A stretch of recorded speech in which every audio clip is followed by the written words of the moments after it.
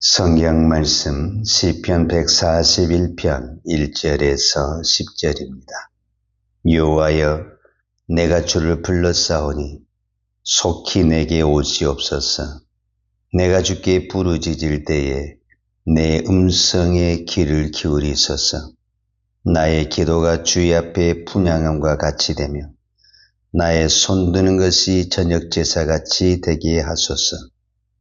여호와여, 내 입에 파수꾼을 세우시고 내 입술의 문을 지키소서. 내 마음이 악한 일에 기울어 죄악을 행하는 자들과 함께 악을 행하지 말게 하시며 그들의 진수성찬을 먹지 말게 하소서. 의인이 나를 칠지라도 은혜로 여기며 책망할지라도 머리에 기름같이 여겨서 내 머리가 이를 거절하지 아니할지라. 그들의 재난 중에도 내가 항상 기도하리로다. 그들의 재판관들이 바위 곁에 내려 던져졌도다. 내 말이 닮으로 무리가 들으리로다. 사람이 밭가라 흙을 부스러뜨림같이 우리의 해골이 수월 입구에 흩어졌도다. 주 여호와여, 내 눈이 주께 향하며 내가 주께 피하오니 내 영혼을 빈궁한 대로 버려두지 마옵소서. 나를 지키사 그들이 나를 잡으려고 놓은 올무와 악을 행하는 자들의 함정에서 벗어나게 하옵소서. 악인은 자기 그물에 걸리게 하시고 나만은 온전히 미련하게 하소서. 아멘. 시편 141편은 다윗의 시입니다. 오늘 다윗의 시를 통해서 오늘 우리의 기도가 어떤 기도가 되어야 되는가? 저는 시편을 묵상하면서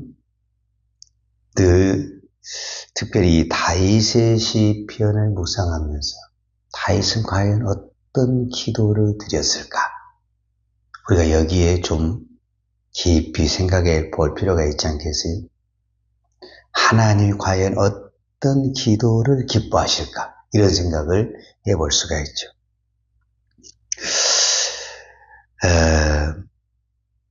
141편 3절에 보면, 오늘 본문 읽었던 3절에 보면, 여호와여, 내 입에 파수꾼을 세우시고 내 입술의 문을 지키소서. 파수꾼은 군대 용어잖아요, 사실은. 현대인의 성경에 보면 경비병입니다. 우리로 말하자면 보초병. 그 사람들은 대부분 성읍을 지킨다든지 성문을 지키는 군인이거든요. 그런데 다윗은 내 입술을 지키는데 그런 무장한 군인이 필요하다 할 정도로 이 말에, 입술에 대단한 어떤 의미를 부여했다라고 볼 수가 있죠. 말이 중요합니까? 중요하지 않습니까? 중요하지요. 우리가 말 때문에 기뻐하기도 하고 말 한마디 때문에 상처를 받기도 하지 않습니까? 우리 속담에 무슨 말이 있죠? 말 한마디로 천냥빚을 갚는다. 또 어떤 사람은 말 한마디 때문에 평생 원수가 될 수도 있는 거잖아요. 참 말은 중요한 것 같아요. 성경에서도 의외로 말의 중요성을 강조했습니다. 잠언 10장 19절에 보면 말이 많으면 허물을 면하기 어려우나 그 입술을 지혜하는 자는 지혜가 있느니라. 그런데 지혜가 뭐냐? 말을 잘하는 것이 지혜다. 이 잠언이 누가 기록했느냐? 솔로몬이 기록했습니다. 잠언 1자 보면 다윗의 아들 솔로몬의 잠언이라 이렇게 나와 있거든요. 그러면 당대 가장 지혜로운 사람이 누구였냐? 솔로몬 왕입니다. 그 사람이 그 지혜를 가지고 말을 하면서도 입술을 지혜하는 것이 지혜다 이렇게 표현을 했다. 자, 우리가 또 신약 성경에도 보면은 야고보서가 이 말에 대해서 참 많이 이야기를 했는데 다 이야기할 수는 없고 3장의 전체 1절에서 12절까지 보면 이 말에 대해서 여러 가지 비유가 나옵니다. 3장 5절과 6절에 보면은 제가 6절과 8절만 읽어보겠습니다. 혀는 곧 불이요 불의의 세계라. 혀는 우리 주체 중에서 온몸을 더럽히고 삶의 수레바퀴를 불사르느니라. 그 사라는 것이 지역불에서 나느니라. 여러 종류의 짐승과 새와 벌레와 바다의 생물은 다 사람이 길들일 수 있고 길들여 왔거니와 혀는 능히 길들인 사람이 없나니 쉬지 않는 악이요 죽이는 독이 가득한 것이라. 그 큰 등치도 길들일 수가 있는데 이 작은 이 새치야 하나를 길들이기가 그렇게 어렵다라는 거예요. 제가 이렇게 짧은 목회를 하면서 여러 사람들을 만나보면 정말 그 사람 훌륭한 봉사도 하고 충성도 하고 헌신도 하고 너무너무 훌륭한. 그런데 그 사람이 정말 축복을 받아야 되는데 이 말로 축복을 다 쏟아버린 사람들이 의외로 많습니다. 이 말로 쏟아버린 게 뭐냐면 불평을 해버리고 그러니까 죽으라고 충성을 했는데 봉사를 했는데 불평을 해버리고 원망을 해버리잖아요. 다 쏟아버렸어요. 여러분 우리가 은혜 받는 것도 참 중요하죠. 은혜 받고 난 다음에 제일 조심해야 될 것이 입을 조심해야 됩니다. 왜냐하면 사단은 어떻게든지 입을 열어서 그 은혜를 그냥 다 쏟아버리게 만드는 거예요. 그러면은 아무 의미가 없지요. 그래서 우리는 말이 얼마나 중요한가. 그러니까 오늘 다윗도 그것을 알았다라는 거예요. 그러니까 시적인 표현이지만 내 입술에 파수꾼을 세워주소서. 이걸 딱 누가 파수꾼이라는 게 뭐냐면 아군이 오면은 문을 열어줘야 되죠. 왜냐하면 성문을 지키는 사람이니까. 적군이 오면 어떻게 해야 돼요? 문을 딱 닫아야죠. 이게 파수꾼의 역할이거든요. 그러니까 우리가 어쩔 때 무조건 입을 닫는 것이 좋은 게 아니고 열어야 할 때는 열어야 되는 거고 닫아야 할 때는 닫아야 되는 거죠. 근데 이게 잘 안 되게 되면은 문제가 크게 일어날 수 있다라고 볼 수가 있죠. 자, 4절. 오늘 시편 141편 4절에 보면 내 마음이 악한 일에 기울어 죄악을 행하는 자들과 함께 악을 행하지 말게 하시며 그들의 진수성찬을 먹지 말게 하소서. 여기서 진수성찬이라는 것이 나오는데 진수성찬은 말 그대로 음식 아닌가? 맛있는 음식, 좋은 음식, 귀한 음식. 이거를 우리가 여러 가지로 해석을 할 수가 있는데 오늘 우리에게 가장 쉬운 단어로 해석한다면은 저는 어떤 단어냐? 뇌물입니다. 뇌물. 뇌물이라는 단어도 있고 또 불이라는 게 단어가 있어요. 내가 이것만 딱 눈 감고 한번 하면 좋은데 그게 뭐가 걸리냐면은 하나님의 말씀과 걸리는 거예요. 다른 것은 다 안 걸려요. 법도 안 걸려요. 근데 하나님의 말씀과 걸리는 거예요. 갈등이 생기겠습니까? 안 생기겠습니까? 생기죠. 이럴 때 우리를 지키는 거 이거 결코 쉽지 않습니다. 그래서 다윗도 그 부분을 놓고 어떻게 했다라는 거예요? 하나님께 기도했다 이렇게 표현합니다. 그러니까 우리가 나를 지킬 수 있느냐? 못 지킨다니까요. 하나님이 나를 지켜줘야 됩니다. 저는 그것을 은혜라고 봅니다. 하나님이 나를 지켜줘야 됩니다. 근데 우리는 내가 막 나를 지키려고 그래요. 그 지키려다가 실수를 해버리거든요.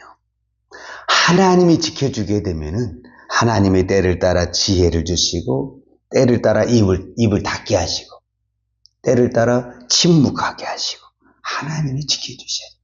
그러면 어디를 지켜야 되냐?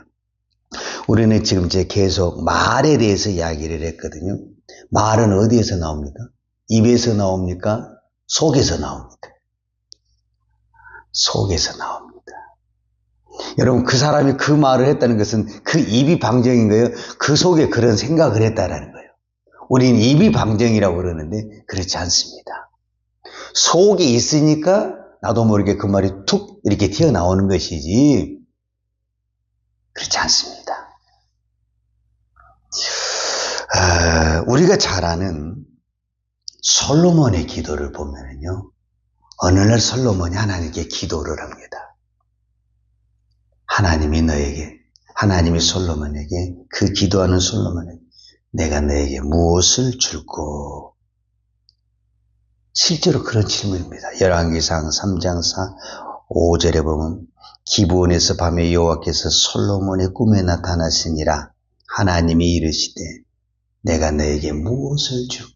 하나님이 이렇게 물어봤어요. 오늘 여러분이 이 새벽에 기도하는데 하나님이 음성이 들리는 거예요. 내가 너에게 무엇을 줄꼬? 그럼 여러분 어떻게 답변을 하겠습니까? 좀 생각을 해봐야 되겠습니다. 좀 기도를 해봐야 되겠습니다. 그럼 이미 늦는 거예요. 지나가 버리는 거예요. 늘 마음에 품고 있는 것이 있는데 마음에 툭 튀어나온 툭.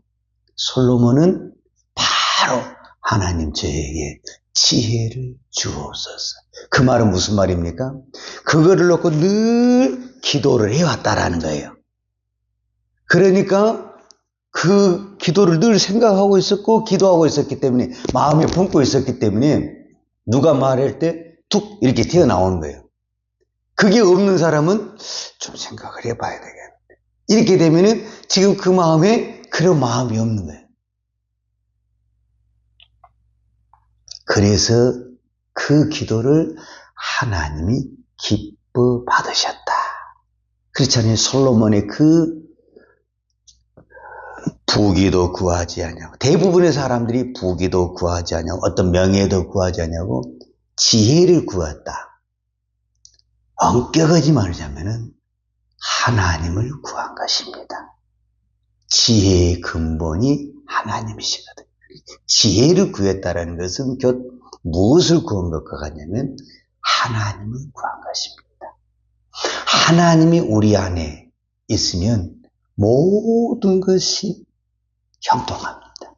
그래서 여러분 우리의 마음을 지켜야 되는데 이 마음이 어떤 마음이어야 되냐? 하나님 아버지의 마음. 그 마음이에요. 그러면 우리가 말을 해도 행동을 해도 늘 어떤 마음을 가지고 말을 하냐면은 하나님 아버지의 마음을 가지고 말을 하게 되는 것입니다. 저는 이 시대를 살아가는 저와 여러분이 그 어떤 것보다도 무슨 마음이 필요하냐면은 하나님의 아버지의 마음이 필요하지 않는가. 특별히 이 새벽에 기도하는 우리 모두에게 하나님의 마음. 여러분 내 안에 하나님의 마음만 풍성하잖아요.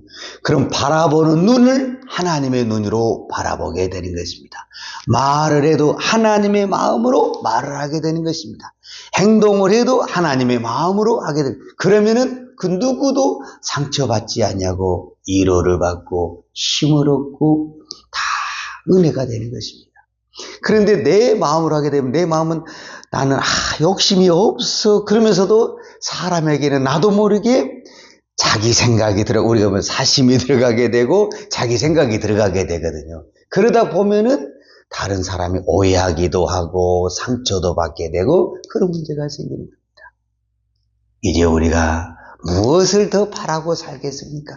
무슨 욕심을 더 내겠습니까? 하나님 한 분으로 만족하시고 하나님 한 분만으로 바라보고 믿음의 길을 잘 가시기를 축복합니다. 기도하겠습니다. 거룩하신 아버지 하나님 감사합니다.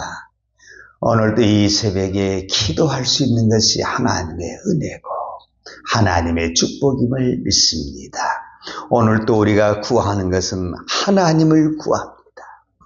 이 세상 그 어떤 것도 필요하지 않습니다. 하나님만 내 안에 있으면 모든 것은 풍족할 줄로 믿습니다. 다윗이 고백한 것처럼 여호와는 나의 목자시니 내게 부족함이 없으리로다. 이 다윗의 고백이 오늘 우리의 고백, 우리의 믿음, 우리의 신앙이 되게 하여 주옵소서. 예수님의 이름으로 기도하였습니다. 아멘. 여호와는 내게 복을 주시고 너를 지키시기를 원하며 여호와는 얼굴로 내게 비추사 은혜 베푸시기를 원하며 여호와는 얼굴을 내게 향하여 드사 평강 주시기를 원하노라.